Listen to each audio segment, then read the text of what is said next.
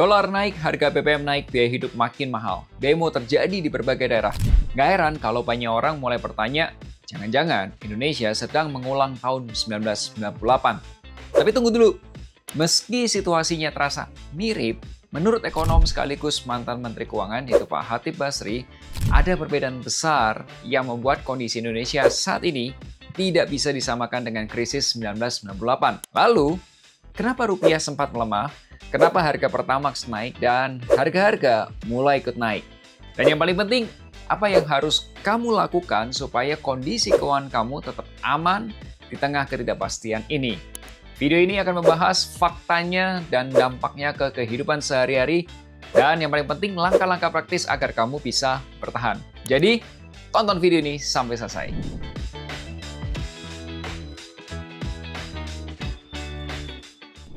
Hai, ketemu lagi nih bersama saya Melvin Mumpuni. Belakangan ini mungkin timeline kamu isinya ya hampir sama semua lah ya.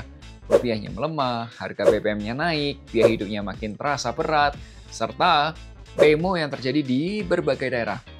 Nggak sedikit juga nih yang mulai bertanya, jangan-jangan Indonesia sedang mengulang tahun 1998. Kalau kamu juga punya pertanyaan yang sama, tenang, kamu nggak sendirian. Tapi sebelum panik, ada satu hal yang perlu kita pahami. Situasi ekonomi memang sedang penuh tantangan. Tapi apakah benar kondisinya sama seperti krisis 98? Karena saat ekonomi berubah, yang paling berbahaya itu bukan rupiah melemah.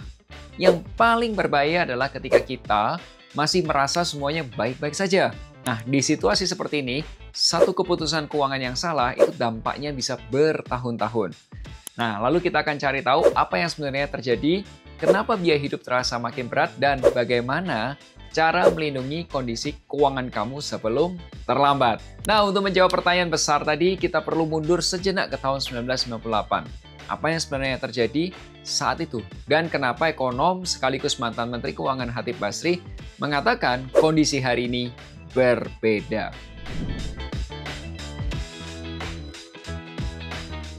Sekarang kita mundur dulu ya ke tahun 1998. Kalau kamu lahir di era 1990-an, ya mungkin sama seperti saya lah ya. Waktu itu kamu mungkin masih SD. Kita mungkin ingat suasananya, ekonominya berat gitu, orang tua kita susah. Tapi mungkin kita nggak benar-benar paham sebenarnya apa yang terjadi gitu. Kalau kamu lahir di tahun 2000-an, atau mungkin setelahnya, ya besar kemungkinan kamu hanya mendengar cerita tentang krisis 98 dari orang tua, guru, atau mungkin juga sosial media. Tapi satu hal yang perlu kamu tahu, krisis 98 bukan sekedar cerita tentang rupiah yang melemah. Saat itu banyak banget perusahaan tutup. PHK terjadi di mana-mana. Harga kebutuhan pokok pun melonjak. Dan ketidakpastian itu terasa di hampir setiap keluarga-keluarga yang ada di Indonesia. Yang hilang itu bukan cuma nilai uang, tapi juga rasa aman, kepercayaan terhadap pemerintah dan terhadap masa depan pada saat itu. Itulah kenapa setiap rupiah melemah atau harga-harga mulai naik, itu banyak orang yang langsung teringat ada trauma gitu pada tahun 1998. Tapi, apakah kondisi Indonesia saat ini benar-benar sama? Jadi gini langsung aja. Menurut ekonom sekaligus mantan Menteri Keuangan Pak Chatib Basri, jawabannya tidak. Dalam acara Grab Business Forum 2026, Pak Chatib Basri menjelaskan bahwa salah satu perbedaan terbesarnya adalah pada sistem nilai tukar. Dulu, Indonesia itu belum menggunakan flexible exchange rate. Sederhananya gini, pemerintah itu dulu jagain banget nilai rupiah di level tertentu terhadap dolar Amerika. Pemerintah yang jagain terus, pegangin terus. Sekilas kelihatan aman gitu. Tapi justru di situ tuh masalahnya. Bayangkan nih ya, kamu itu kayak pemerintah nih, lagi nahan bola pantai di dalam kolam. Bolanya kamu masukin ke kolam gitu. Semakin dalam ditekan, semakin dalam, tekanannya makin dari bawah makin besar. Dan ketika peganganmu nggak kuat, lepas nih, bola itu akan langsung lompat ke permukaan, tentunya dengan sangat keras ya. Nah, kurang lebih kondisi seperti itulah yang terjadi pada rupiah di tahun 1998. Saat tekanan ekonomi meningkat gitu, pemerintah tuh terus nguras cadangan devisa untuk mempertahankan nilai tukarnya, terus gitu. Sampai satu titik akhirnya tekanan itu nggak bisa ketahan lagi. Akibatnya apa? Rupiahnya langsung jatuh sangat dalam atau dolarnya naik tinggi banget dalam waktu singkat. Dan pastinya kepanikan menyebar kemana-mana. Nah, sekarang situasinya berbeda. Indonesia sudah menggunakan sistem nilai tukar yang lebih fleksibel. Artinya apa? Sekarang rupiah tuh bisa bergerak naik dan turun mengikuti kondisi pasar. Makanya orang-orang liatin harga US dollar IDR gitu atau US dollar rupiah. Memang terasa tidak nyaman ketika rupiah melemah terus gitu. Tapi justru mekanisme ini membantu ekonomi menyerap tekanan secara bertahap. Bukannya numpuk hingga sekaligus meledak gitu. Nah kalau dulu kita seperti kayak nahan bendungan yang hampir jebol gitu. Sekarang kita punya saluran-saluran air untuk mengurangi tekanan sedikit demi sedikit. Inilah salah satunya alasan kenapa Pak Khatib Basri mengatakan kondisi Indonesia saat ini udah tidak bisa disamakan dengan krisis 98. Tapi bukan berarti kita kebal terhadap risiko. Nah, pondasi ekonomi Indonesia hari ini jauh lebih siap menghadapi guncangan dibandingin 28 tahun yang lalu. Krisis tidak terjadi karena rupiah melemah. Krisis terjadi ketika sebuah negara nggak punya ruang untuk beradaptasi. Kalau menurut kamu penjelasan ini membantu, jangan lupa klik tombol like supaya semakin banyak orang yang bisa memahami situasi ekonomi dengan lebih tenang, bukan dengan kepanikan. Tapi meskipun fondasi ekonomi kita lebih kuat, ada satu masalah yang tetap dirasakan hampir semua keluarga. Buat sebagian besar keluarga yang paling terasa bukan nilai tukar rupiah atau pergerakan IHSG. Yang paling kerasa adalah ketika uang belanja sekarang semakin cepat habis. Nah, kenapa hal itu bisa terjadi? Kita bahas di bagian berikutnya. Jadi, meskipun kondisi Indonesia hari ini berbeda dengan tahun 98, itu bukan berarti kita bisa santai-santai aja.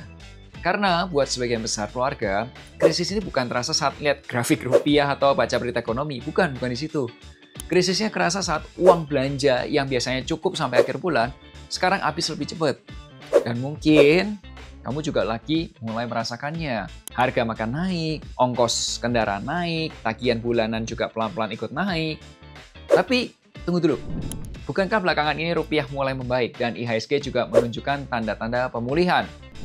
Kalau begitu, kenapa biaya hidup justru terasa semakin berat? Nah, disinilah kita perlu melihat apa yang sebenarnya terjadi di balik layarnya. Belakangan ini, pemerintah menyampaikan bahwa kondisi ekonomi Indonesia masih baik-baik saja. Bahkan kenaikan harga BBM disebut masih wajar karena harga Pertamax di Indonesia itu boleh dibilang jauh lebih murah dibandingkan negara-negara lain. Di sisi lain, ada pernyataan yang menarik nih dari Menteri Keuangan Purbaya Yudi Sadewa. Dia mengatakan bahwa pemerintah saat ini sedang berada dalam mode bertahan untuk menjaga pertumbuhan ekonomi dan daya beli masyarakat.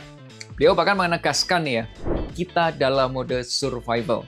Semua harus dijalankan semaksimal mungkin. Tidak ada lagi main-main. Nah, kalimat ini menurut saya penting. Karena apa? Pemerintah sebenarnya melihat tantangan ekonomi saat ini sebagai sesuatu yang serius. Udah bukan main-main lagi. Bukan untuk membuat kita panik, tapi supaya kitanya, masyarakat menjadi lebih siap. Nah, sekarang kita lihat faktanya. Memang kondisi rupiah hari ini sudah mulai menunjukkan perbaikan ya. IHSG juga sudah mulai pulih gitu. Tapi ada satu hal yang sering luput dari perhatian. Harga Pertamax itu sudah naik kurang lebih hampir 4.000, hampir 4.000 per liternya. Mungkin kamu nggak sadar, penghasilanmu tetap sama, tapi diam-diam daya belimu yang menurun. Udah mulai kerasa kan kalau kamu nge-full tank pakai Pertamax gitu, udah mulai kelihatan nih. Nah, di saat yang sama, suku bunga acuan Bank Indonesia juga akan terus naik. Kalau kamu punya KPR dengan bunga floating, itu bisa jadi cicilanmu berpotensi juga ikut naik. Kalau kamu punya utang usaha atau pinjaman konsumtif, biaya bunga juga bisa semakin besar. Misalnya nih ya, cicilan rumah yang tadinya masih terasa ringan, sekarang mulai ngerus nih ruang untuk nabung atau investasimu. Dan dampaknya nggak berhenti di situ. Banyak orang mulai berpikir, Kan truk logistik pakai solar ya, bukan, atau mungkin juga pakai Pertalite gitu, bukan Pertamax gitu. ya sekilas masuk akal, tapi kenaikan harga BBM itu efeknya itu domino. Biaya operasional perusahaan naik, biaya distribusi naik, biaya transportasi pekerja naik. Kalau stok Pertalite-nya terbatas, sebagian orang juga terpaksa beralih ke Pertamax. Kalau nggak jalan kendaraannya. Nah, pada akhirnya, biaya tambahan itu yang akan diteruskan ke konsumen dalam bentuk kenaikan harga barang yang lebih mahal. Jadi meskipun kamu nggak beli Pertamax, bukan berarti kamu tidak terdampak oleh kenaikan harganya. Kenaikan harga tidak selalu dimulai dari barang yang kamu beli. Kadang kenaikannya dimulai dari biaya untuk nganterin barang itu sampai ke tangan kamu. Nah, kalau kamu mulai merasakan biaya hidup yang semakin berat, tulis di kolom komentar. pengeluaran apa yang paling kerasa naik buat kamu di akhir-akhir ini? Apakah BBM, makan, cicilan, biaya sekolah, atau yang lain? Thank you ya. Karena kenyataannya, tantangan ekonomi hari ini bukan soal bertahan 1-2 bulan ke depan. Tantangannya adalah bagaimana kita bisa menyesuaikan kondisi keuangan sebelum kenaikan biaya hidup menjadi normal baru atau new normal. Lalu apa yang bisa kita lakukan mulai sekarang? Nah, kita bahas di bab berikutnya. Kalau sampai di titik ini kamu mulai merasa cemas, itu wajar. Karena saat biaya hidup naik, banyak orang langsung berpikir mereka harus cari investasi dengan imbal hasil lebih tinggi, beli dolar, atau ambil risiko yang lebih besar. Padahal, tunggu dulu, wait a moment. Di kondisi seperti ini, tujuan utamanya itu bukan ngejar keuntungan setinggi-tingginya. Tujuan utamanya adalah kita bertahan dulu. Karena dalam dunia keuangan, orang yang bisa bertahan biasanya nih ya, punya peluang lebih besar untuk berkembang ketika situasinya mulai kembali membaik. Jadi bagaimana cara mengatur keuangan di tengah kondisi ekonomi yang penuh ketidakpastian seperti sekarang ini? Saya ingin ajak kamu untuk menggunakan satu prinsip sederhana. Tadi yang disampaikan Pak Purbaya, survival mode. Bukan berarti hidup serba takut atau berhenti menikmati hidup. Nggak kayak gitu konsepnya. Survival mode itu memastikan fondasi keuangan kamu cukup kuat untuk menghadapi kondisi yang nggak pasti seperti ini. Ya coba cek sekarang arus kasmu. Pertanyaannya sederhana. Apakah pemasukan kamu masih lebih besar daripada pengeluaran? Oke, kalau jawabannya ini belum, nah sekarang saatnya kamu evaluasi pengeluaran kamu, apa yang bisa dikurangi. Atau yang kedua, cari cara untuk tambah pemasukan. Ya, karena masalah terbesar saat ekonomi melambat itu bukan penghasilan yang kecil, tapi pengeluarannya terus naik tanpa kita sadari. Nah, kalau memungkinkan, usahakan punya lebih dari satu sumber penghasilan. Kamu nggak harus langsung bikin bisnis yang besar gitu. Tapi mulai aja proyek-proyek sampingan, pekerjaan freelance, atau manfaatkan keahlian kamu yang kamu miliki. Karena menurutku mengandalkan satu sumber penghasilan di tengah ketidakpastian tuh kayak ibarat pesawat terbang, tapi cuma satu mesin. Ya kalau mesinnya bermasalah, ya udah kamu kan nggak punya cadangan apapun gitu. Yang kedua, kamu siapkan juga dana darurat, oke? Idealnya ya siapin 6-12 kali pengeluaran bulanan kamu. Kalau dana daruratmu sempat kepake, oke nggak apa-apa. Tapi kamu prioritaskan kembali untuk ngisi. Dana darurat itu bukan uang nganggur. Dana darurat itu adalah biaya agar kamu punya waktu untuk berpikir jernih saat keadaan tidak berjalan sesuai dengan rencana. Ketiga, perbaiki utang dan cicilan. Ya, kita udah bahas lah ya. Suku bunga masih berpotensi naik. Artinya, kalau kamu punya KPR dengan bunga floating, kartu kreditmu masih banyak pinjaman, atau kamu punya banyak pinjaman konsumtif lainnya, itu cicilan kamu tuh bisa ikut terus meningkat loh. Ya udah, coba cek kembali utangmu deh. Coba lihat, pokok utang yang paling rendah itu dilunasi terlebih dahulu. Dan hindari nambah cicilan baru yang sebenarnya nggak perlu juga gitu, oke? Langkah keempat, jangan abaikan inflasi kesehatan.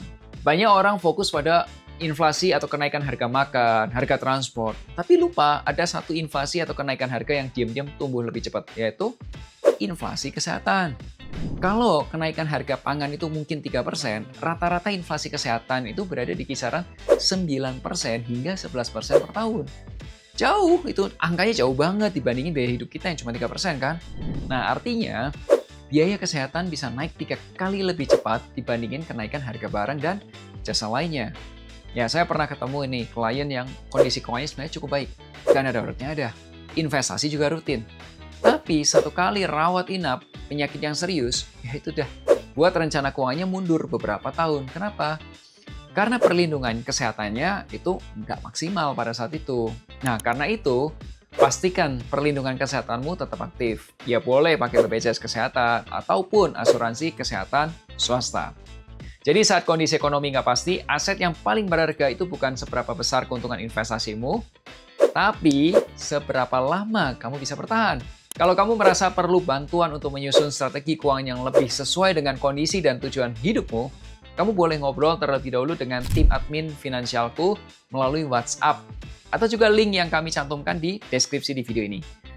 Nggak perlu langsung memutuskan, kamu boleh tanya-tanya terlebih dahulu dan lihat kira-kira apakah layanan dari Finansialku memang sesuai dengan kebutuhan kamu. Karena pada akhirnya kita tidak bisa mengendalikan kondisi ekonomi, tapi kita bisa mengendalikan cara kita mempersiapkan diri untuk menghadapinya. So, ingat selalu, hargai kerja kerasmu, share kalau kamu suka video ini. Sampai jumpa di Melek Financial hari depan. Akhir kata, make a plan and get your financial dreams come true. Tonton juga playlist perencanaan keuangan.